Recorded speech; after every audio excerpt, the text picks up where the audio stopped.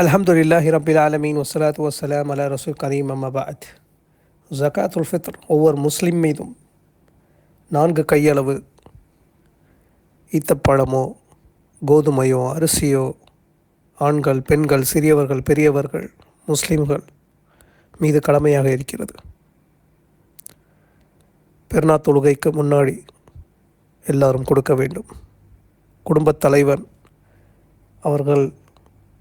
அவர் வீட்டில் எத்தனை நபர்கள் இருக்கிறார்களோ அவர்கள் ஒருவர் மீதும் ஒரு சா அப்படின்னா 4 கையளவு, அதோடைய மதிப்பு 2.5 3 கிலோ வரைக்கும் கூறப்படுகிறது. ஆனால் அதோடைய அளவு 4 கையளவு ஒவ்வொரு முஸ்லிம் மீதும் கடமையாக இருக்கிறது. அவர் சக்தி வாய்ந்தவராக இருந்தால், கொடுக்கிறதுக்கு சிரமம் இல்லாமல் இருப்பதாக இருந்தால் அவர் மீது கடமையாக இருக்கிறது.